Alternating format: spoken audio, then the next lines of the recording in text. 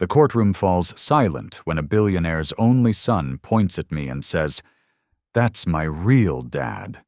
For a moment, everything inside me and around me collapses into a soundless void, as if the air itself forgets how to breathe. The sound of his words slices through the thick tension like broken glass scraping against marble. I can hear the subtle gasps of disbelief ripple through the crowded gallery, the sharp intake of breath from the reporters sitting in the front row, the metallic click of cameras freezing time as they capture a moment destined to destroy reputations and rewrite truths. The billionaire's lawyer, a man known for his composure, halts mid-sentence, his mouth slightly open, his script of control abruptly stolen by the weight of a single sentence spoken by a trembling boy. The judge, startled out of her usual stoic posture, slams her gavel repeatedly in a futile attempt to restore order, but the noise barely touches the chaos that has already swallowed the room. Every journalist leans forward, every spectator holds their breath, and the billionaire himself sits frozen, his confident mask cracking under the sudden gravity of those 5 words. And there I stand, at the center of it all, unable to move, unable to speak, unable to hide. My heart races in my chest with a violent rhythm that drowns out the whispers and the murmurs and the rustling of papers. For a second, I imagine that if I don't move, if I just stay perfectly still, maybe this entire scene will dissolve into a bad dream, something my guilt and longing created out of thin air. But it's not a dream. It's real, raw, and irreversible. His small voice still echoes in my ears, trembling yet certain. That's my real dad. I can feel dozens of eyes piercing through me, dissecting me, judging me, measuring the truth of that statement by the nervous twitch of my hands or the flicker in my gaze. Some of them recognize me from the tabloids. The mechanic accused of chasing headlines, the man bold enough to sue a billionaire, the one who claims what money can't buy. To them, I'm either a liar or a desperate fool. But to me, I'm simply a father who lost everything before he even knew what he had.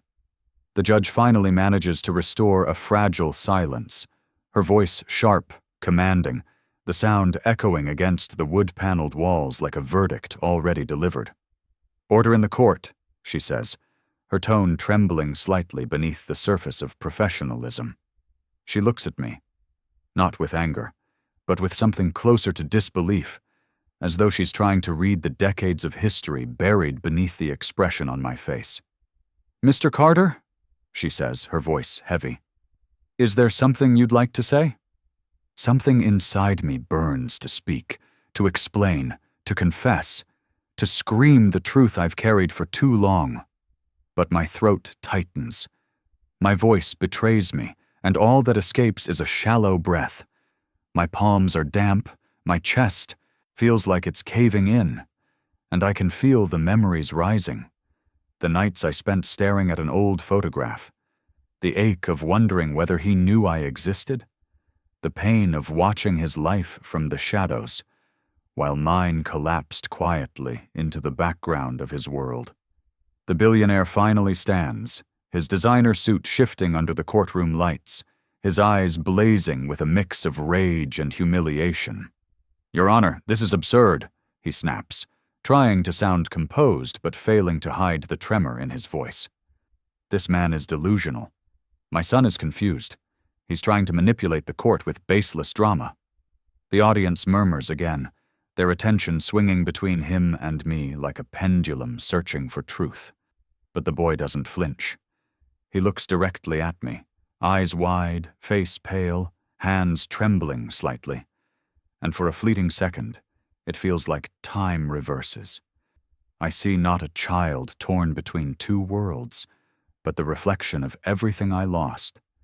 The laughter we never shared, the birthdays I missed, the bedtime stories I never told. His gaze holds something unspoken, something that neither money nor fear can erase. I wish I could tell him that I never wanted this. Not the headlines, not the chaos, not the courtroom filled with strangers deciding who belongs to whom. I never wanted to destroy anyone's life. All I ever wanted was the truth, raw, unfiltered, and real. But truth, I've learned, has a price. And sometimes, that price is paid in front of the world. I can hear the faint clicking of cameras again, each flash capturing my hesitation, each shutter sealing another layer of judgment around me. The air feels heavier with every passing second, filled with tension so thick it could shatter glass. My fingers clutch the wooden table in front of me as I fight to steady my breath. Somewhere in the back, I hear the quiet sob of a woman, a sound that slices through me like a memory reborn.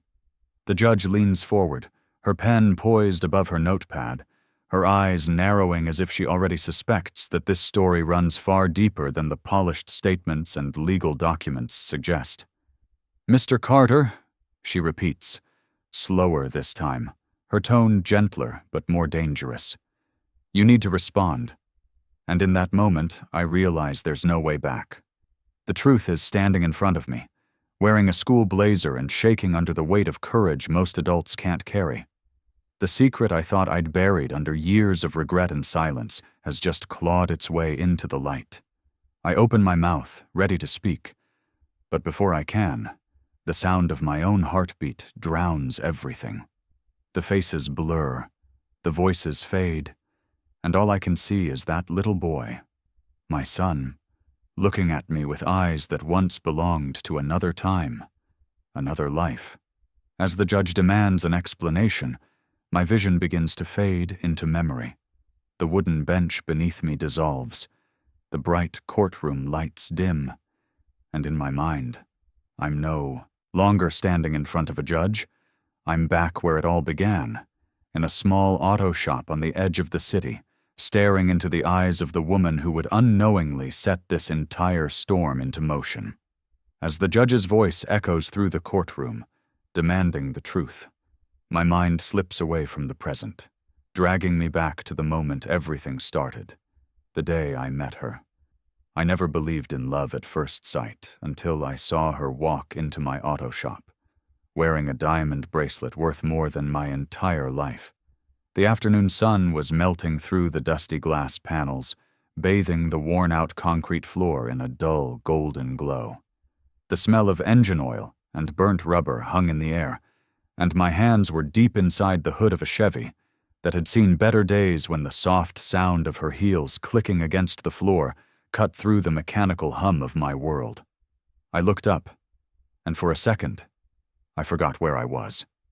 She didn't belong in a place like that. Everything about her screamed of another universe, one built on privilege and perfection. Her white silk blouse caught the light like water. Her sunglasses rested on her head, as if even the sun knew not to touch her face. And that diamond bracelet glittered every time her wrist moved. I'd seen women walk into my shop before, but never anyone like her. She wasn't just beautiful.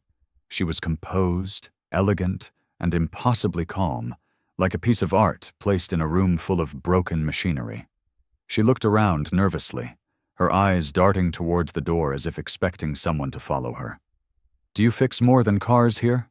she asked, her voice soft but carrying a strange tremor beneath the surface. I wiped my hands on a rag, unsure if she was joking. "Depends," I said carefully. "What's broken?" Her lips curved into a faint smile, the kind that's practiced to hide something real. "Maybe me," she whispered, and for a moment I thought I'd misheard her. It took me a while to realize she wasn't there for a car. She was there to escape something. The way her hands fidgeted with her bracelet, the way her gaze kept flicking toward the window. It was the behavior of someone running from a shadow only she could see. I offered her a seat on the old leather chair by the counter, and she hesitated, then sat, crossing her legs in a way that made the whole shop seem smaller, quieter, like it was holding its breath. I walked over to the small kettle I kept for late nights and poured her a cup of coffee. "It's not exactly what they serve uptown," I said, half embarrassed. "But it helps." She took it, her fingers brushing mine just slightly, enough to send a current of awareness through me that I wasn't ready for. "Sometimes the simple things are better," she said, staring into the cup as if she could see her life swirling inside it. I didn't know it then, but that moment, the scent of coffee, the low hum of the radio, the nervous flicker in her eyes, would become the memory I replayed more than any other. We talked for longer than I expected. She told me she had grown up in the city but didn't recognize it anymore. I told her about my life, the long hours, the struggle to keep the shop alive, the quiet kind of loneliness that comes with working too much and living too little. There was something effortless about the way she listened, something that made me forget who she was or what world she came from. Every time she smiled, it felt like the air grew lighter, as if the walls themselves leaned in to hear her laugh. But every few minutes, her phone would buzz, and she'd glance at the screen with an expression that shifted from calm to fear. I didn't ask at first. I didn't want to scare her off, but by the third call, she sighed and said, "It's him." I raised an eyebrow, not understanding. "My fiancé," she added quietly. "He's persistent." The way she said the word didn't sound affectionate. It sounded like a warning. "Lucky guy," I said, trying to keep my voice steady. But she shook her head, eyes lowering to her bracelet. "Luck has nothing to do with it." She told me she was engaged to a billionaire, the kind of man who had power dripping from every word, every gesture, the kind of man who was used to getting what he wanted, no matter the cost. I asked her if she loved him, and she smiled a broken smile. "I love who I used to be before him," she said. There was a sadness in her tone that hit me deeper than I expected. I didn't know what to say, so I just listened. I told her she could come by any time, that the shop was quiet, and no one there cared about names or money or status. She nodded, and for the first time since she walked in, her shoulders relaxed. It was as if she finally found a corner of the world where she could breathe. Before she left, she looked at the old posters on the wall and said softly, "You fix things for a living. Maybe you can fix me too." I wanted to tell her I'd try, that I'd fix anything if it meant she'd smile like that again. But the words stayed locked inside me. That night, after closing up the shop, I couldn't stop thinking about her. The sound of her voice lingered in my head like a melody that refused to fade. I tried convincing myself she was just another customer, someone passing through. But the truth was, I felt something I hadn't felt in years. Hope. Hope that maybe life had more to offer than long hours and unpaid bills. Hope that maybe someone like her could see me, not as a mechanic covered in grease, but as a man who could give her the peace she was clearly searching for. The next morning, she returned. This time she didn't pretend to need help with a car. She just stood there, staring at me like she was searching for a reason to turn back but couldn't find one. "I shouldn't be here," she said quietly. "But when I'm here, I feel safe." And then she smiled, not the polite kind she gave the world, but a real, fragile one that broke every wall I'd ever built around my heart. We talked for hours again, and when the sun began to dip behind the buildings, she stood to leave. I walked her to the door, not knowing how to stop her, not knowing if I even should. She turned to me, eyes glistening in the fading light, and before I could say a word, she leaned forward and kissed me. It wasn't rushed or impulsive. It was slow, trembling, filled with something like sadness and relief all at once. It felt like she was saying goodbye, not just to me, but to a part of herself she couldn't hold on to any longer. That night, she kissed me like someone saying goodbye before disappearing. And by the next morning she was gone, leaving behind nothing but the faint scent of her perfume and a question that would haunt me for years. Why did she run? For months, we met in secret, a love hidden behind tinted windows and stolen hours. It was the kind of love that shouldn't exist, the kind that defied logic, status, and morality. Yet it bloomed in silence, like a flower that grows through cracks in concrete, unseen but alive. Every time she came to me, it felt like the world outside ceased to matter. The noise, the headlines, The expectations that bound her, all of it faded the moment her hand found mine. In the beginning, I told myself we could control it, that it was just a passing connection between two people seeking comfort in the loneliness of their separate worlds. But it didn't take long to realize that what we had was far deeper, far more dangerous than either of us was prepared to admit. She would call me late at night, her voice trembling, barely above a whisper. "Can I see you?" she'd ask. And no matter how exhausted I was or how impossible it seemed, I'd say yes. I'd drive across town, park 2 streets away from the apartment she secretly rented under a false name, and wait in the car until her silhouette appeared in the doorway. The moment she stepped inside, the tension that followed her would evaporate, and for a few stolen hours, she was no longer the fiancée of a billionaire. She was simply a woman in love, stripped of titles and fear. We'd sit together, her head resting on my shoulder, the faint hum of the city outside mixing with the steady rhythm of our hearts. She would tell me about the pressure she faced, the endless parties, the expectation to smile, to pose, to play the part of a perfect bride-to-be in a marriage built on power rather than affection. She said he wasn't cruel in the way people think of cruelty. His control was quieter, more suffocating, the kind that made her forget who she used to be. One night, while we sat by the window watching rain streak down the glass, she said, "Do you ever wonder what it would be like if love was simple?" Her voice cracked slightly, as if she already knew the answer. I told her love should be simple, but the world complicates it for those who have too much to lose. She smiled sadly, tracing circles on my palm with her fingers. "He can buy anything," she said softly, "except peace." I wanted to tell her I could give her that peace, that I'd build her a life where no one told her who to be or how to live. But deep down, I knew promises like that were fragile, and we were already walking on glass. Our love existed in the spaces between her public life and my quiet solitude, between her obligations and my dreams, between what was right and what we both wanted so desperately to believe was real. Every stolen moment was both a gift and a curse. I'd watch her fall asleep beside me, her breathing soft, her face finally at rest, and I'd wonder how long before the world came crashing back through the door. Sometimes she'd bring me small tokens, a book she'd finished, a watch she said I should wear, as if leaving traces of herself in my world would make it harder for me to let go when the inevitable happened. I'd find myself memorizing her gestures, the way she laughed when she let her guard down, the faint perfume that lingered on my clothes long after she was gone.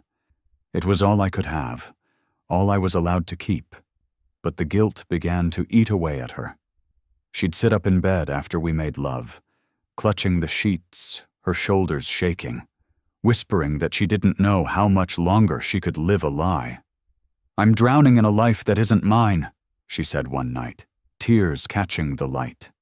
"Every time I see you, I remember who I am, and that's the part of me he wants to erase." I reached for her, told her she didn't have to face it alone, but even as I said it, we both knew the world she belonged to would never let her walk away so easily. The pressure from her fiancé intensified. His presence loomed over her life like a shadow that stretched into every corner, suffocating her freedom. She said he had people watching her, that she felt their eyes on her everywhere she went. "He knows something's wrong," she admitted one evening, her voice trembling. "He doesn't know it's you, but he will soon." I felt a cold wave of fear rise in my chest, but I refused to let it show. Instead, I held her tighter, as if my arms could somehow protect her from a man whose power reached further than I could ever imagine. We began to see each other less frequently. The stolen hours grew shorter, the silences between calls longer. I could sense her slipping away, torn between the world she despised and the one she couldn't have. Every time she left, it felt like saying goodbye to something sacred, something that wasn't meant to survive. Still, I clung to the hope that love might be stronger than fear, that maybe, somehow, we could rewrite the ending that everyone else had already decided for us. The last time I saw her, the air carried the weight of something final. She came to me, just before dawn, her face pale, eyes swollen from crying. She didn't speak at first. She just stood there, shaking, then walked into my arms and held me like someone holding on to the last piece of their own heart.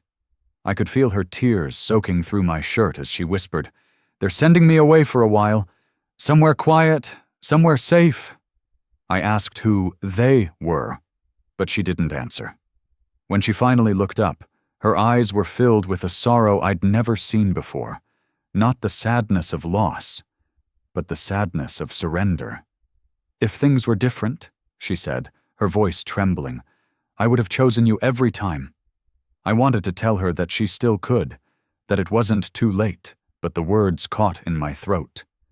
There was no fight left in her, only acceptance. She pressed her forehead against my chest, her hands trembling against my back.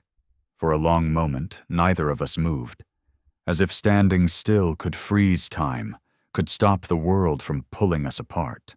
Then she whispered the words that would haunt me forever, her voice breaking as she said, "You'll always be the father of my heart." And before I could answer, she was gone, leaving behind the echo of her words and a silence so heavy it felt like grief itself. 7 years later, I saw her on the news, married, glamorous, with a son who had my eyes.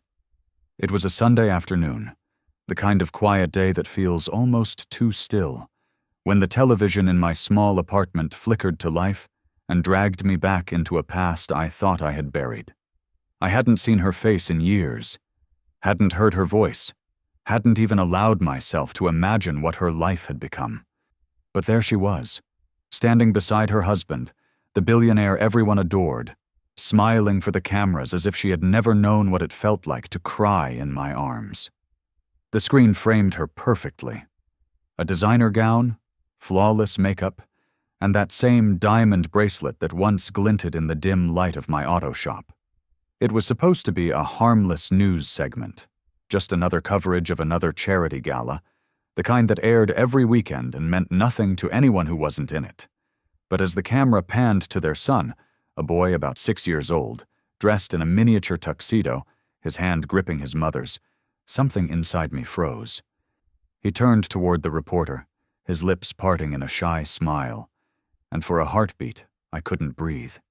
That smile, that crooked, uncertain half-smile, it was mine. The same one my mother used to tease me about when I was his age. The same one I saw in the mirror every morning. My heart began to pound as the room tilted slightly, the edges of the screen blurring. I told myself it was impossible, that I was seeing what I wanted to see. But my mind kept replaying that moment.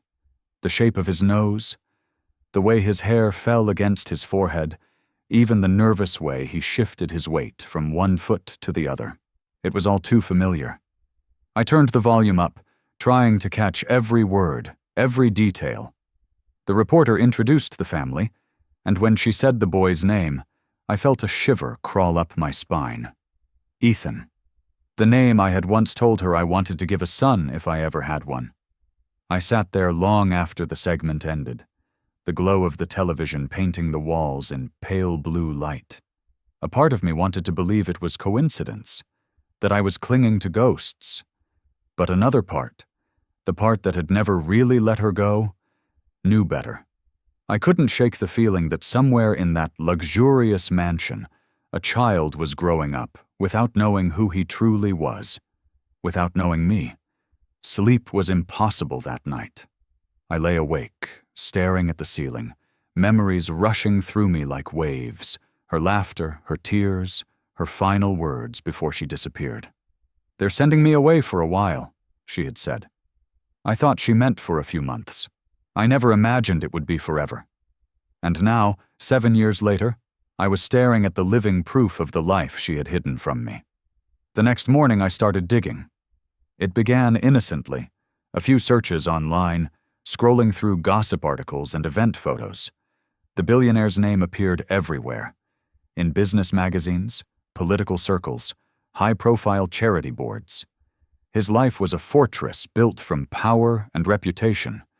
But buried in the glossy images and flattering headlines, I found fragments that didn't fit. Hospital records, dated around the time she vanished.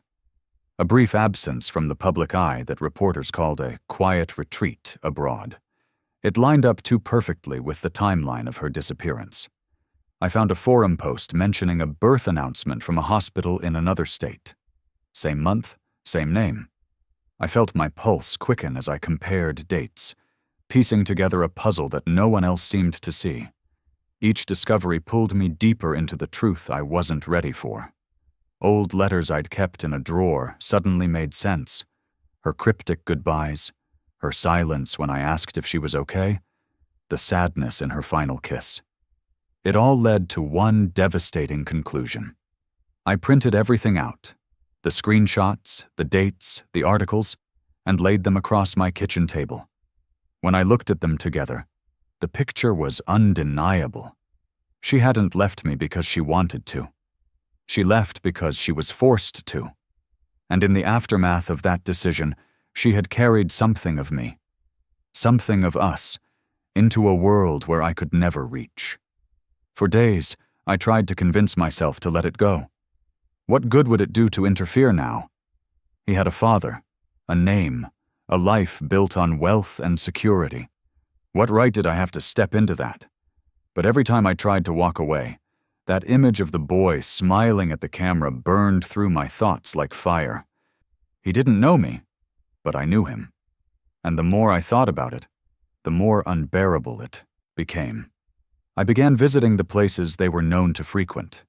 The high-end cafe downtown, where the billionaire's family was often photographed. The museum where she served as a patron. The park near the mansion gates. I'd sit in my truck and watch from a distance, telling myself it was enough just to see them, to know they were real. But it wasn't enough. Watching my son from afar felt like being trapped behind glass, alive but invisible. One afternoon, I saw them leaving the museum. The boy held his mother's hand, laughing at something she whispered. When she turned, her gaze brushed over the crowd, and for the briefest second, our eyes met. The world seemed to stop. Her expression changed. Shock, recognition, guilt, all flashing across her face before she looked away. My heart pounded so violently I thought it might burst. She knew I had seen him. She knew I knew. That night, I sat in my truck outside my shop, staring at the old photograph of her I still kept in my wallet. The edges were worn, the colors fading, but her eyes were the same. Eyes I had just seen on the face of a little boy who had no idea his life was built on a lie. I knew what I had to do. I couldn't pretend anymore. It didn't matter how dangerous it was or how untouchable the man she married seemed. I had to find a way into their world. I had to tell him the truth, that he had another father, one who had loved him before he even knew he existed. I didn't know how I'd do it or what it would cost me, but I knew one thing with absolute certainty. Silence had stolen enough from me already. I decided that night that I would find a way into their world, even if it destroyed mine, because some truths are worth burning everything for. They say power hides the darkest secrets. And this man had built an empire on lies. The deeper I looked into his life, the more his perfection began to unravel, thread by thread, like a finely woven suit slowly coming apart at the seams. On paper, he was everything the world admired. A self-made billionaire, a philanthropist, a husband and father who graced magazine covers with an effortless smile that seemed carved from marble. But beneath that carefully sculpted image, I began to sense something rotten, something too polished to be real. I started researching him, the man who had everything I didn't, the man who had my son. His name was Victor Langston, and every article about him read like a myth.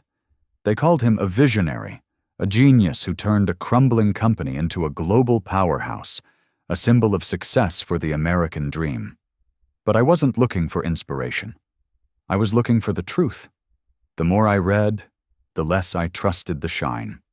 Behind every accomplishment, there were whispers, lawsuits that vanished, former employees who refused to speak, business rivals who suddenly relocated overseas. Every trail I followed ended in silence, as if fear itself was one of his investments. Rumors began to surface in online corners of the web that no one credible would dare quote. Stories of bribery and intimidation, of deals made behind closed doors that cost people their livelihoods. There were hints of manipulation that extended far beyond business, of controlling not just companies, but lives. He funded politicians, donated to charities, built hospitals in his name, all while tightening his grip on anyone who might expose him. The pattern was clear: generosity in public, cruelty in private. His wealth silenced everyone around him. Every friend, every associate, every employee seemed to orbit him with forced loyalty, like planets trapped in the pull of a dying star. Even his wife, the woman who once whispered her dreams to me, now appeared beside him like a ghost, smiling for cameras with a practiced grace that couldn't hide the emptiness in her eyes. I studied the photos of them together, searching her expression for traces of the woman I once knew. She stood beside him like an ornament, her hand in his, her eyes miles away. And every time she looked down at their son, the sadness flickered through the mask, brief but unmistakable. One afternoon, I saw them in person for the first time. It was at a charity art auction downtown, the kind of event that glittered with pretension and power. I had no invitation, but I knew how to blend in, how to move through a crowd unnoticed. I wore my best jacket, slicked back my hair, and slipped into the back of the room while the staff were too busy with guests to question me. The air was thick with perfume and money, every conversation a performance. And then, there they were. Victor stood near the stage, laughing too loudly with another executive, his arm resting possessively on his wife's back. She wore a silver gown that shimmered under the lights, her expression perfectly poised, her smile timed to the rhythm of expectation. Their son, my son, stood between them, holding a small glass of sparkling water, his eyes darting curiously through the crowd. I stayed hidden behind a column, watching from a distance, my heart pounding with a mix of awe and grief. I couldn't take my eyes off the boy, his posture, the way he tilted his head when someone spoke. It was like looking into a mirror of my own childhood. At one point, he turned, scanning the room, and his gaze locked with mine. For a few unbearable seconds, time froze. He stared, puzzled, like he recognized something familiar, something he couldn't name. My pulse roared in my ears. Then she noticed me. Her eyes widened for a fraction of a second. That same unmistakable spark of recognition, before she looked away quickly, slipping her hand into Victor's and whispering something. He followed her gaze, scanning the crowd, his smile faltering for the first time that night. I turned away and slipped through the side exit, my breathing shallow, every instinct screaming that I had lingered too long. Outside, the night air felt thick, heavy with the weight of everything I shouldn't have done. I walked for blocks, trying to calm the storm inside me, but my mind wouldn't stop replaying that moment. The boy's stare, her panic, his suspicion. I knew I'd been seen. I knew this wasn't over. Over the next few days, strange things started happening. My phone would ring, and no one would speak. A black car passed my shop twice in the same morning. A man I didn't recognize stood across the street one evening, pretending to read a newspaper that trembled slightly in his hands. The sense of being watched became inescapable, a shadow clinging to me wherever I went. At first, I tried to rationalize it. Maybe I was imagining things. Maybe guilt and paranoia were distorting reality. But then, one night, as I pulled into the small gravel driveway behind my apartment, my headlights swept across something that made my stomach twist. A black SUV was parked a few yards away, its engine running, headlights off. The windows were tinted, dark as night, reflecting nothing. I killed my engine and sat there in silence, my fingers gripping the steering wheel so tightly they ached. For a moment, nothing moved. Then the driver's door opened, and a tall figure stepped out, dressed in a dark suit, face hidden by the shadows. He stood there, motionless, as if waiting for me to make the first move. The streetlight flickered once, dimming the space between us into near darkness. My breath caught. Something about his stillness felt calculated, deliberate, like a warning without words. I glanced toward my front door, then back at him, unsure what to do. Finally, without a sound, he lifted his hand and tapped 2 fingers against the side of his car. Once, twice, before sliding back into the driver's seat. The SUV's headlights flared to life, briefly blinding me, and then it rolled away, disappearing into the night as silently as it had arrived. I stood there long after it was gone, the echo of those 2 taps ringing in my ears like a coded message. "We know you're looking." That night, as I stood on my porch staring into the dark street, I realized the truth. I wasn't just chasing answers anymore. The man behind the mask had noticed me, and now the game had begun. "Stay away from my family," a voice growls through my phone. "You don't know who you're dealing with." The words crawl through the line like a current of ice, sharp and deliberate, each syllable carrying the weight of a threat crafted by someone who never needed to raise their voice to be feared. I freeze. The phone pressed against my ear, the sound of my own heartbeat pulsing louder than his words. There's no introduction, no attempt to disguise the menace. Just that one quiet declaration. A command disguised as advice. Then the line goes dead. For a long time, I stand there in the dim light of my kitchen, the phone still in my hand, the silence pressing down like a physical force. My reflection in the window looks pale, uncertain, and for the first time since this began, I feel the unmistakable grip of fear. But it isn't enough to stop me. If anything, it confirms what I've suspected all along. I'm getting too close to the truth, close enough for them to notice, close enough for them to start pushing back. The fear doesn't paralyze me. It ignites something deeper, a quiet, stubborn resolve that refuses to back down. If I stop now, the story will remain his. The billionaire will keep his illusion intact, my son will grow up believing a lie, and I'll spend the rest of my life wondering what could have been. So I do the only thing I know how to do. I dig deeper. I start with the hospital records. I know the general timeline. The months she disappeared, the vague rumors about her being ill abroad.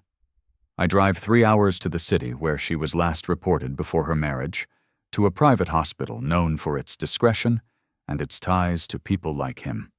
The receptionist greets me with the professional smile of someone trained to reveal nothing. "I'm looking for a record," I tell her, sliding a folded note with the dates across the counter. "It's personal." Her smile fades just slightly when she reads the name. "I'm sorry, sir," she says, rehearsed, polite. "Those records are sealed." I press, asking if there's any way to request access. She repeats the same line, word for word, like a machine built to protect secrets. The walls feel tighter, the air thicker. I thank her and turn to leave, but before I reach the door, a voice calls softly from behind. "Wait." I turn to see a nurse, maybe in her 40s, standing near the corner. Her expression is tense, cautious. She glances toward the receptionist, then back at me. "Follow me," she says quietly. I hesitate, but follow her down a narrow hallway that smells faintly of antiseptic and old paper. When we're out of sight, she stops beside a stack of folders and leans closer. "You shouldn't be here," she whispers. "They don't like people asking questions." "I just need to know the truth," I tell her, my voice trembling more than I intend. She studies my face for a long moment, and something in my eyes must convince her, because she reaches into her pocket and slips me a small folded paper. "This is all I can give you," she says. "Don't say where you got it." Before I can respond, she's already walking away, her shoes clicking softly against the linoleum, until the sound disappears into the hum of the hospital. Outside, under the pale light of the parking lot, I unfold the paper. There's no name, just a date and a code, a series of numbers next to the hospital's emblem. I stare at it, my pulse quickening. A birth record. The date aligns exactly with the month she vanished. I trace the numbers with my thumb, realizing I'm holding the first tangible piece of proof that my instincts were right. That night, I spread everything across my kitchen table. The newspaper clippings, the screenshots, the hospital code now circled in red ink. The room feels alive with the hum of possibility and danger. I can practically see the connections forming in front of me. Every lie they told, every secret they buried, it's all here. But one thing is still missing. Proof that ties me to him. Blood to blood. DNA. The thought grips me like an obsession. If I can find a way to get it, a hair, a toothbrush, something, I can end this war of shadows. The idea both excites and terrifies me. It means crossing a line that can't be uncrossed. But I've already come too far. The boy deserves to know where he came from, and I deserve to stop living in the margins of someone else's story. Still, unease hangs in the back of my mind, like smoke that won't clear. Every sound outside my apartment makes me flinch. The headlights passing through my window feel slower, closer. The phone rings once that evening, a blocked number. And when I answer, there's nothing but silence on the other end. I hang up, my nerves fraying. I tell myself it's coincidence, but I don't believe it. As midnight approaches, I finally decide to step outside, just to breathe. The night is still, the street eerily quiet. The mailbox at the end of my walkway catches the faint orange glow from the street lamp. On impulse, I walk toward it. There's something about the air that feels wrong. Too still, too deliberate. When I open the box, I see an envelope crumpled inside, its edges torn and smudged with fingerprints. My name isn't written on it, just a single word in bold, black ink. Think. My stomach tightens.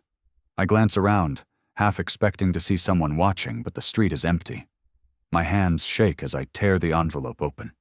Inside is a glossy photograph, slightly bent from being shoved through the slot. I pull it out slowly, the paper catching the light. It's a school photo. The boy, sitting on a wooden stool, smiling shyly at the camera. My breath catches in my throat. I stare at it, unable to move, the edges of the picture trembling in my grip. On the back, there's nothing but a small smudge of ink. Maybe from a thumb, maybe from whoever left it. The message is clear even without words. They know what I'm looking for. And now, they know exactly where to find me. One text changed everything. I think you're my dad. I read it once, then again, then a third time, convinced I must have misread the words glowing on my phone screen. For a long moment, I just stood there in my kitchen, surrounded by silence so heavy it felt like the walls themselves were holding their breath. My heart pounded in my chest, each beat louder than the last, and my hands trembled so badly that I almost dropped the phone. Those 5 words blurred together through the tears I didn't even realize were forming. After years of wondering, of digging, of fearing I'd never know him, it was he who reached out first. I didn't reply immediately. I couldn't. My mind was spinning too fast, trying to make sense of the impossible. The text had come from an unknown number, short, simple, without hesitation, as if it had been building inside him for months before finally breaking free. Every instinct told me it was real. The phrasing, the directness. It wasn't the voice of an adult playing games or a stranger pretending to know me. It was the voice of a boy searching for truth. After several minutes that felt like hours, I finally typed back, "Who is this?" There was a pause, then another message. "I found a picture of you in Mom's drawer. She cried when I asked who you were." My throat tightened. The words felt like both a dagger and a lifeline. He wasn't guessing. He knew. My hands hovered above the keyboard, as I fought to find something to say that wouldn't scare him off. "Where are you?" I wrote finally. He replied, "I can't say, but I want to meet you." We decided on a park, one that sat between his world and mine, quiet enough to disappear into without being seen. The next day, I arrived early, my pulse thrumming with a mix of fear and anticipation. Every sound, a passing car, a bird's call, the wind through the trees, felt sharper, more immediate. I sat on a bench facing the playground, my eyes fixed on the path ahead. When I finally saw him, walking slowly from the other side, I forgot how to breathe. He looked exactly like I imagined, and nothing like I was prepared for. He had her delicate features, her quiet grace, but his eyes, those eyes, were mine. Every step he took toward me felt like time collapsing, like every year I'd missed was folding into that single moment. He stopped a few feet away, clutching his backpack straps, uncertainty flickering across his face. "You're really him," he said softly. His voice cracked on the last word. I nodded, too overwhelmed to speak. "And you're Ethan," I managed finally. He nodded, and for a moment we just stared at each other. Two strangers bound by something neither could fully explain. The distance between us felt sacred, fragile. He sat beside me, glancing around as if expecting someone to appear. "Mom doesn't know I'm here," he said quietly. "She said not to talk to you, but I had to." I could hear the fear in his voice, not fear of me, but of what he was risking just by being there. "I don't blame her," I said gently. "She's trying to protect you." He looked at me then, his expression full of confusion and longing. "Why did you leave us?" The question hit me like a blow. My chest tightened, and I had to swallow hard before I could speak. "I didn't," I said, my voice breaking. "I never knew you existed. I swear to you, Ethan, I didn't leave. If I had known, I would have never let a single day go by without you." He stared at the ground, kicking lightly at the gravel beneath his shoes.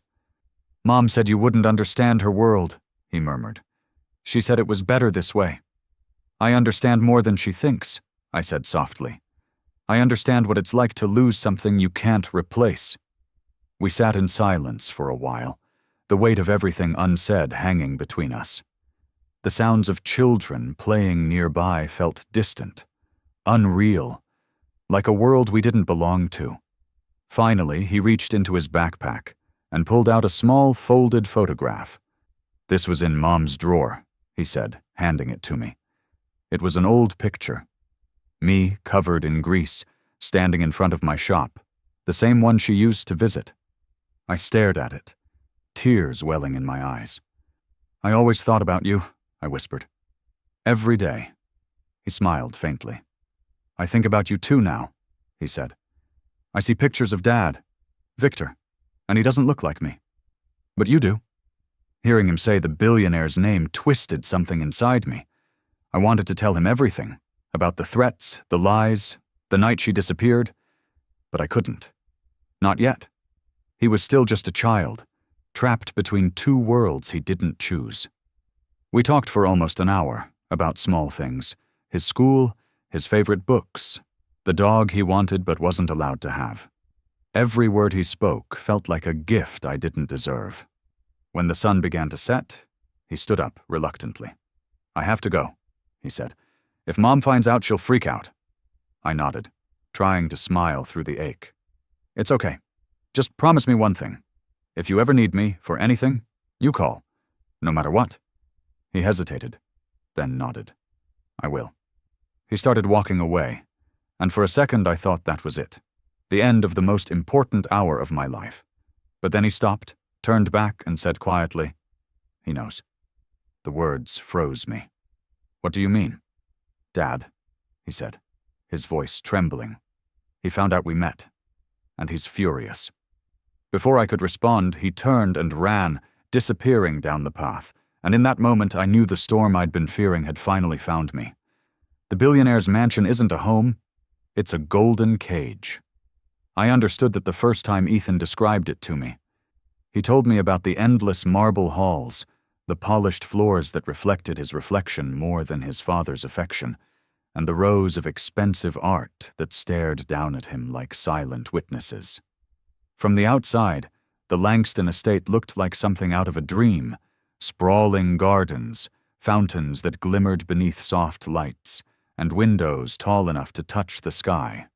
But behind those windows, he said, there was no laughter, no warmth, only the constant hum of surveillance and expectation.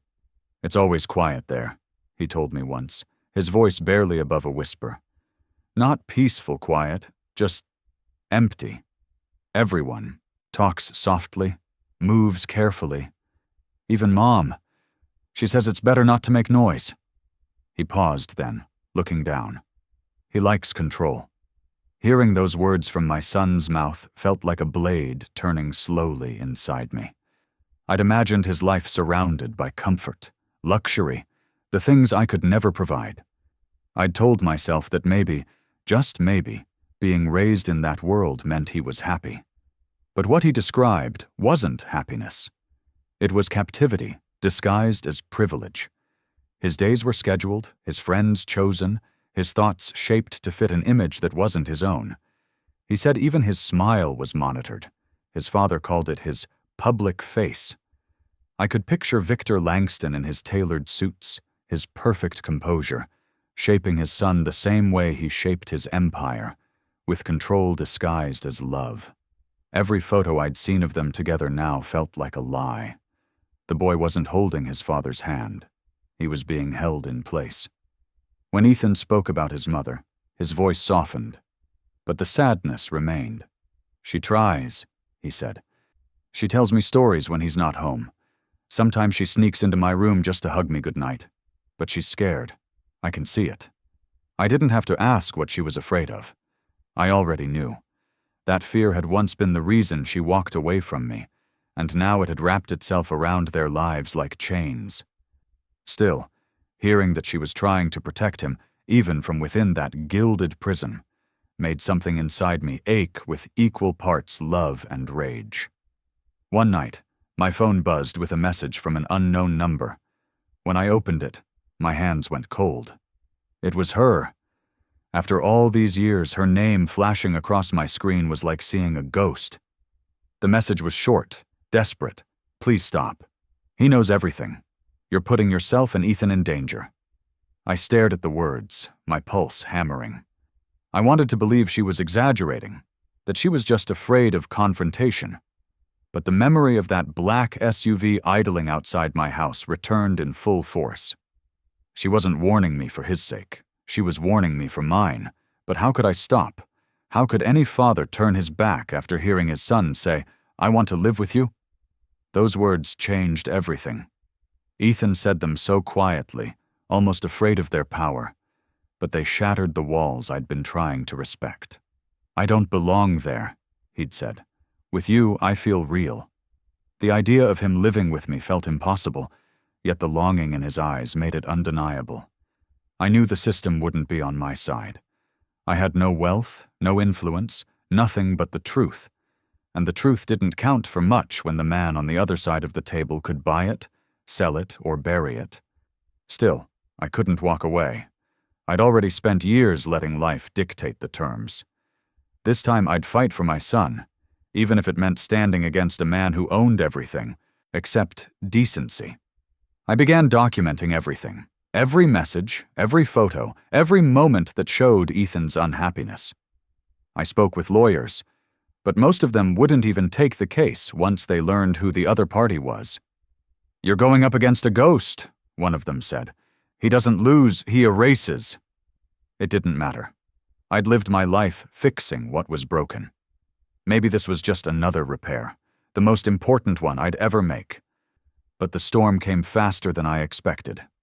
Within a week of Ethan's last visit, I came home to find an envelope taped to my door, sealed with the crest of the Langston family. Inside was a formal notice, a restraining order. My name, typed neatly in bold print, alongside the accusation, harassment, defamation, unlawful contact. I stood in my doorway reading it again and again, each line feeling like another door slamming shut. He wasn't just trying to keep me away, he was trying to destroy me. By the time I reached the end of the document, my stomach turned. Attached was a lawsuit, Langston versus Carter, accusing me of fabricating lies to extort his family's reputation. That night, as I sat staring at the papers spread across my table, I realized the war had officially begun, and the man behind the golden walls was ready to crush me in ways I hadn't yet imagined. The billionaire smiles as if he's already won, but I've come prepared. His confidence fills the courtroom like a cologne too strong to ignore, seeping into every corner, every whisper, every sideways glance from the jury. He sits at the long mahogany table, flanked by his lawyers, men in perfectly pressed suits who look more like a firing squad than legal counsel. I can see it in his posture, the subtle tilt of his chin, the faint smirk playing at the corner of his mouth. To him, this isn't a trial. It's theater. And in his mind, he already owns the stage. The room hums with quiet tension, the kind that presses down on your shoulders and makes even breathing feel like a risk. The air smells faintly of old wood and fear. Every chair creaks, every shuffle of paper sounds like thunder. Reporters fill the back rows, their pens scratching eagerly across notebooks, waiting for another headline. The walls are lined with faces, strangers drawn to the spectacle of a poor mechanic standing up against a billionaire. To them, it's entertainment. To me, it's everything. My lawyer, Sarah Malone, stands beside me, her hands steady but her eyes sharp. She's younger than most of the men in the room, but carries herself with the quiet authority of someone who knows how to turn silence into a weapon. "He's going to come at your character," she warned me before the hearing began. "Don't let him define you. Just breathe. Let the truth speak for itself." When the judge enters, everyone rises. The gavel strikes once, a sharp crack that silences the murmur of the room. "Be seated," she says, her voice calm but commanding. As we settle, I glance across the aisle at her. At her. My heart stumbles in my chest. She sits beside him, hands clasped tightly in her lap, eyes lowered.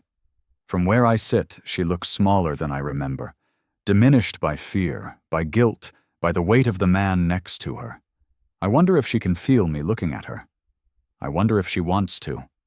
The proceedings begin. The billionaire's attorney rises first, moving with the smooth confidence of someone accustomed to winning. "Your Honor," he begins, "this case is a sad but familiar story. A desperate man attempting to exploit the name of a respected family for attention and money. There is no evidence of truth here, only ambition." His words drip with practiced sympathy, every syllable rehearsed. He gestures toward me briefly, as though gesturing toward a stain. "Mr. Carter is a mechanic with a criminal record of debt, failed businesses, and emotional instability. He is seeking relevance through fabrication." Laughter ripples softly through the crowd, controlled but cruel. I stare straight ahead, my jaw tight. I can feel the billionaire's gaze on me, the same quiet arrogance he wore at the auction, the same belief that his money could drown any voice that dared challenge him. Then it's Sarah's turn. She stands, calm and deliberate, her tone firm but restrained. "Your Honor, this case isn't about money. It's about truth. It's about a man's right to know his own child, a right that was stolen from him by deception and power." She begins presenting what we've gathered. Photographs of the mother during the months she disappeared, documents showing her stay at the private hospital, the sealed records that align with the boy's birth date, a letter written in her handwriting, unsigned, but unmistakably hers. Each piece lands like a small hammer on the wall he's built around himself. The crowd grows quiet. Even the judge leans forward slightly, intrigued despite herself. But when Sarah mentions the boy, his lawyers object instantly. "Irrelevant," one of them snaps. "There's no proof the child in question has any biological relation to the plaintiff." "Then allow us to provide it," Sarah counters. "A DNA test will prove everything." The judge hesitates, her gaze shifting between the two sides. "Proceed with caution." she says finally. If you're requesting a DNA test, we'll order it formally. The billionaire's mask slips, if only for a moment. His jaw tightens, his smile falters. He leans toward his wife, whispering something that makes her flinch. I catch the flicker of panic in her eyes. Brief, but real. I hold on to it. It's the first crack in his armor. As the hours drag on, his team tries to dismantle me, piece by piece. They bring up every debt I've ever had, every failed attempt to keep my business alive, every moment of weakness they can twist into character flaws. They call me delusional, desperate, obsessed. One of them even insinuates that I might have forged the letters, that I'm emotionally unstable and fixated on a fantasy. I listen without interruption, because I know the truth isn't always loud. Sometimes it waits for the right moment to speak. And when that moment comes, Sarah stands again, her voice clear. The defendant claims my client is fabricating his connection to this child. We ask that the court order a DNA test to settle this once and for all. If he's so certain of his truth, he should have nothing to fear. The room stills. Even the judge seems to pause before answering. Finally, she nods. A DNA test will be ordered. Results to be delivered within 7 days. Her gavel strikes, sealing the decision in sound. The billionaire doesn't move. His lawyers whisper among themselves, but his eyes stay fixed on me, cold and unreadable. For the first time, his smile is gone. I can feel his rage beneath that stillness, simmering like a fuse ready to burn. As the court adjourns, the reporters rush out to file their stories, flashes bursting in every direction. I remain seated for a moment, the sound fading around me. I should feel relief. The truth is finally within reach. But instead, unease crawls up my spine. The look he gave me wasn't defeat. It was a warning. Days pass. 7 long, restless days. Each one feels heavier than the last. Every time the phone rings, my heart stops, expecting the call that will confirm what I already know. But the call never comes. On the 8th day, Sarah arrives at my shop, her face pale. "The lab says the results are delayed," she tells me. "They're claiming an administrative issue." I stare at her, my stomach sinking. Delayed? Or destroyed? She doesn't answer. She doesn't have to. I feel it in my gut. The truth is out there, but someone has buried it again. And this time, they've made sure I'll never dig it back up. I thought I wanted the truth, until I saw what it cost. For days, I had prayed for this moment, clung to it like a man holding onto the edge of a cliff, convinced that once the DNA results came in, everything would finally make sense. But now, standing in the hallway outside the judge's chambers, I realized that truth isn't always a light. Sometimes it's a fire, one that burns everything it touches. The results had arrived that morning under unusual circumstances. No reporters, no cameras, no announcement, just a quiet notice from the court clerk that both parties were to appear behind closed doors. The secrecy set my nerves on edge. Sarah whispered that it was for privacy, but the tone in her voice told me she didn't believe it either. The billionaire was already there when I entered, perfectly composed as always, his arm resting casually on the chair beside him. His wife sat a few feet away, her head lowered, her fingers twisted around a silk handkerchief like she was trying to hold herself together. The judge entered with the envelope in her hand. She didn't look up as she spoke, her tone flat but firm. "These results will be reviewed privately before we move forward in open court." The words barely reached me over the pounding in my chest. My eyes locked on that small, white envelope, the one thing standing between my past and my future. She opened it slowly, reading the report in silence. For a long moment, no one breathed. Then she looked up, and the world seemed to narrow into a single heartbeat. "The results confirm a 99.9% probability of paternity." The sound that escaped me wasn't quite a gasp, not quite a sob. More like air leaving the lungs of a man who'd been underwater for too long. My knees went weak. and I gripped the edge of the table just to stay upright. Across from me, the billionaire's jaw tightened, but he didn't speak. His hand twitched once, his knuckles white, but his face remained frozen in its practiced calm. I turned to her, the woman who had once been my entire world, and for the first time, she met my gaze. Tears were already streaming down her cheeks. "I'm sorry," she whispered, her voice breaking. "I tried to tell you. I tried so many times." "Why?" The word tore out of me before I could stop it. "Why didn't you?" She closed her eyes. "Because he found out. The day I told him I was pregnant, he made a deal with me. My silence for safety. He said if I ever told anyone, if I ever came near you again, he would ruin you. And I believed him." The judge said something then, a reminder to stay composed. But her words felt distant, muffled by the storm roaring inside my head. I stared at the billionaire, at the man who had built his empire on the illusion of power and integrity, and for the first time, I saw him for what he really was, terrified. Not of me, but of what he couldn't control. The truth. He spoke, finally, his voice calm but laced with venom. "You think this changes anything? That boy is my son. I raised him. You can't undo years of my name, my home, my blood." "Your name," I said, my voice shaking. "But not your blood." He laughed quietly. That same hollow sound I'd heard in interviews, the one meant to charm, but instead revealed nothing but emptiness. "You don't know the world you're playing in, Carter. You have no idea what this will cost you." I didn't answer. There was nothing left to say. The truth had already spoken for me. The judge excused us shortly after, promising the next session would determine custody discussions. I barely heard her. My vision blurred as I sat down, my hands covering my face. After years of searching, of aching, of questioning every choice I'd ever made, it was finally over. And yet it didn't feel like victory. It felt like grief, because the truth hadn't just exposed him.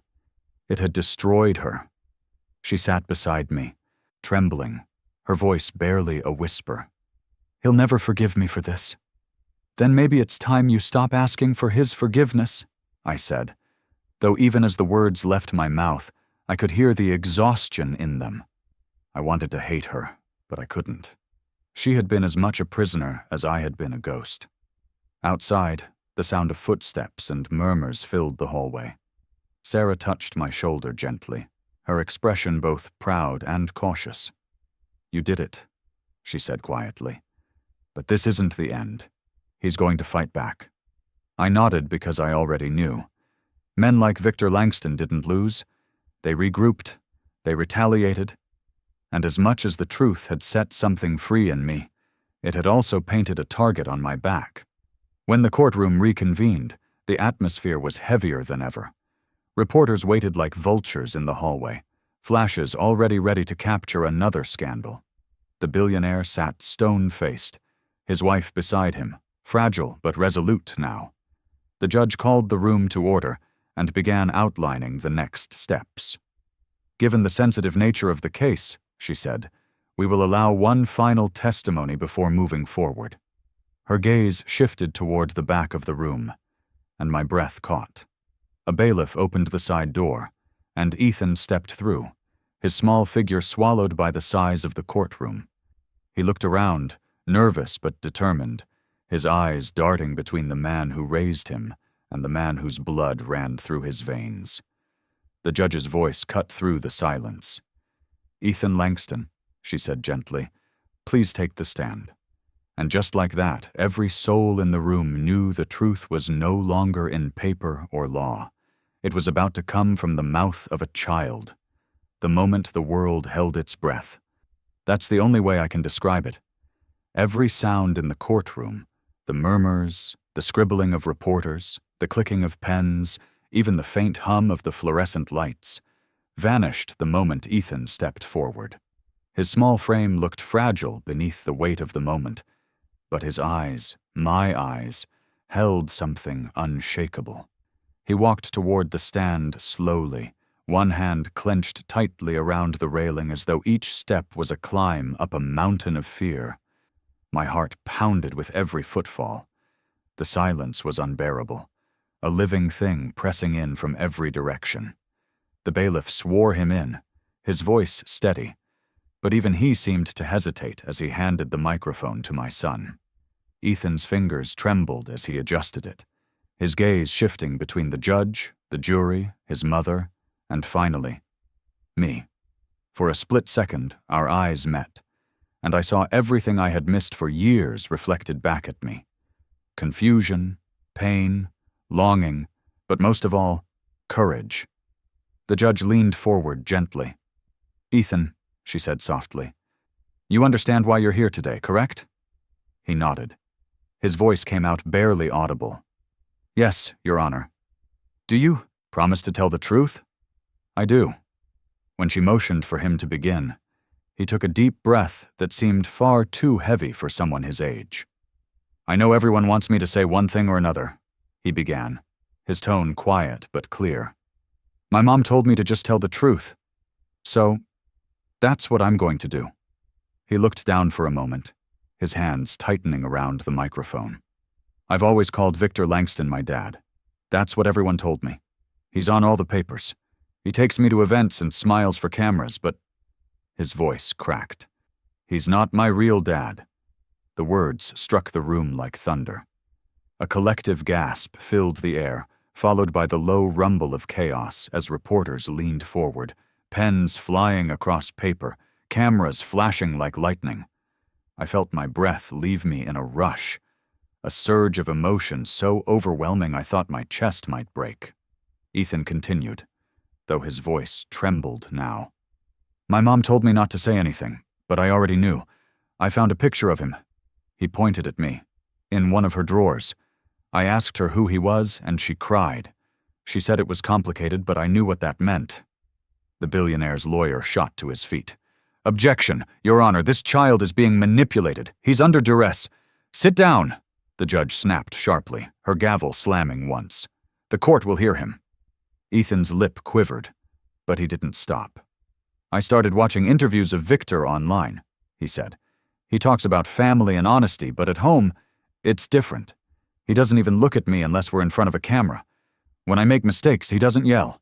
He just looks at me like I'm a disappointment. Like I'm not his." Victor Langston sat completely still, his expression carved from stone, but I could see the faint twitch of his jaw. His wife, the woman I once loved, had tears streaking down her face. She wasn't even trying to hide them anymore. Ethan turned toward her then, his voice breaking as he said, "I love you, Mom, but I can't lie anymore. He's my real dad." He turned back to me, eyes shining with tears. "That's my real dad." The room erupted.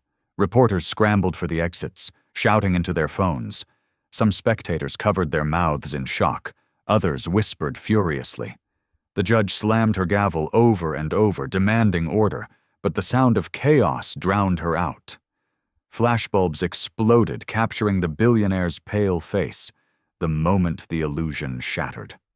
I didn't know whether to stand or collapse. Every cell in my body was alive, shaking with the enormity of what I had just heard. My son, my flesh and blood Furipov, had spoken the truth no amount of money could silence. I felt tears burning behind my eyes, but I refused to let them fall. Not here. Not yet. The billionaire finally rose, his composure cracking at the edges. "You ungrateful," he began, but the judge cut him off. "One more word, Mr. Langston, and I'll hold you in contempt of court," she warned. He sat down slowly, his hands gripping the edge of the table, knuckles white. His mask was gone now, replaced by something raw and furious, the face of a man who had finally realized that power couldn't buy loyalty, couldn't command love, couldn't rewrite blood. Ethan wiped his face with his sleeve, his shoulders trembling. The judge nodded toward him gently. "Thank you, Ethan," she said softly. "You've been very brave." He looked at her, then back at me. "Can I sit with him?" he asked quietly. Every sound in the room stopped again. The judge hesitated, her gaze flicking toward the billionaire's lawyers, who looked ready to explode, then back to the trembling boy on the stand. "You may," she said finally. I couldn't move. My body refused to believe it. When Ethan stepped down from the stand and walked toward me, it felt like the world had slowed to a crawl. Every step he took was a lifetime I had missed. Every second, a moment I had dreamed of but never thought I'd live to see. When he reached me, he didn't say anything. He just wrapped his arms around me, pressing his face against my chest.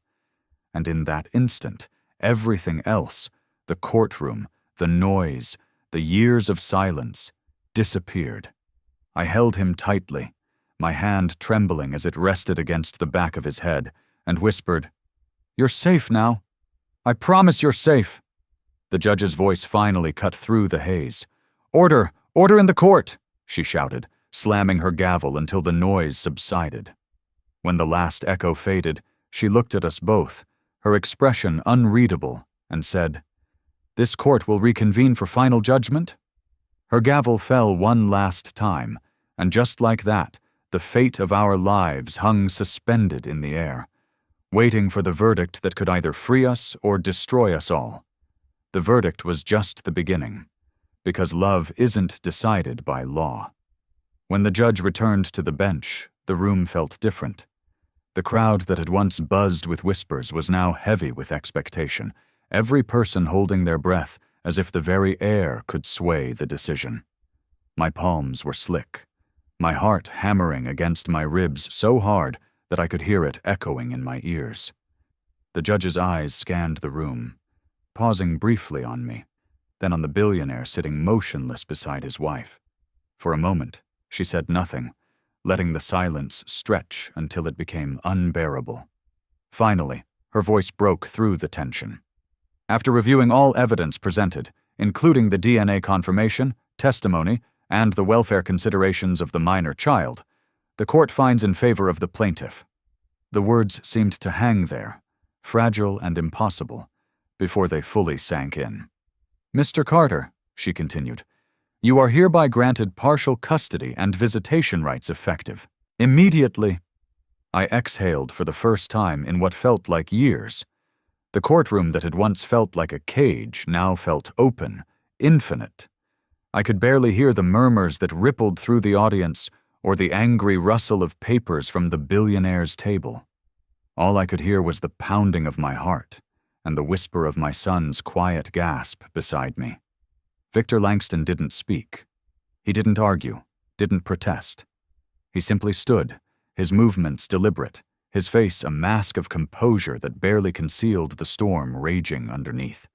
His empire had been bruised, not by scandal or competition, but by something he'd never learned to control: love. Without a word, he turned and walked out of the courtroom, his security detail trailing behind him. His wife, the woman I once knew, remained seated for a moment, her gaze fixed on the floor. Then, slowly, she stood, her eyes finding mine. There was apology in them, and maybe something close to peace. She gave the faintest nod before turning to follow him, leaving the room in silence that felt almost sacred. And then, it happened. Ethan looked up at me, hesitant, unsure, as if afraid this moment might vanish like a dream. And then he ran. His small arms wrapped around my waist, his face pressed into my chest, and I felt a sound rise from somewhere deep inside me, a mixture of laughter and tears that I couldn't contain. For the first time, I wasn't watching from a distance, wasn't dreaming of what could have been. I was holding my son, feeling his heartbeat against mine, knowing that no court, no lie, no power on earth could take this moment away. I knelt down to his level, brushing his hair back from his forehead. "We did it," I whispered, my voice shaking. "We finally did it." He smiled, a smile that carried every piece of the life I'd missed. Birthdays, first steps, school plays, all condensed into one radiant look that told me we were finally where we were meant to be. Outside the courthouse, the sun was brighter than I remembered it ever being. Reporters shouted questions, cameras flashed. but none of it touched us. For once, the noise of the world seemed small compared to the quiet miracle of what I held in my arms. Sarah walked beside me, a proud but weary smile on her face. "You won, Carter," she said softly. "Against him, against everything." I shook my head. "No," I said. "We didn't win. We just finally told the truth." She nodded, understanding. Because that's what it had always been about. Not revenge, not justice in the legal sense, but truth. Truth had been the thing stolen from us, and now it was the only thing that mattered. As we reached the steps, I paused and looked back at the building, the courthouse that had witnessed every ounce of my pain, fear, and hope. I thought about all the years I'd spent believing my life was over, that some people were simply destined to lose to men like Victor Langston. But standing there, holding my son's hand, I realized something I'd never understood before. Wealth can buy silence, but it can't erase truth. It can build walls, but it can't create love. It can own everything except the one thing it fears most: freedom. I looked down at Ethan, his hand gripping mine tightly, his smile wide despite the chaos behind us. "You ready to go home?" I asked. He nodded, his eyes gleaming. "With you?" "With me," I said. "Always." We started walking down the courthouse steps, the late afternoon light spilling across the marble, each step feeling lighter than the one before. For the first time, I wasn't haunted by what I'd lost, but grounded in what I'd found. The years of pain had shaped me into the man I needed to be. Not perfect, not rich, but real. I glanced at Sarah, who lingered behind us, her eyes soft. "What will you do now?" she asked. I smiled faintly. "Be the father I was meant to be." I looked at my son, the wind lifting his hair as he turned his face toward the sun. "I may not have his fortune," I said quietly, "but I'll give him something money can't buy: truth." It felt like an ending, but I knew it wasn't. Life rarely gives you perfect endings. It gives you moments, fragments of grace between storms. And just when I thought the storm had finally passed, the sound of an engine cut through the quiet hum of reporters and distant traffic. A sleek black car rolled up to the curb, its tinted windows glinting in the sunlight. The rear door opened slowly, the motion deliberate, calculated. I froze, instinct tightening every muscle in my body. Ethan looked up at me, confused. From inside the car, a voice I hadn't heard in years, cold, smooth, unmistakable, spoke my name. "Carter," it said. "We need to talk." The door remained open, the invitation, or the threat, hanging in the air. And as I held my son closer, I realized that even when truth wins, the shadows it exposes don't disappear. They only wait for the next chapter to begin. If this story moved you, don't let it end here. Tell me in the comments what moment hit you the hardest, and make sure to subscribe, because the next story might change the way you see truth, love, and family forever.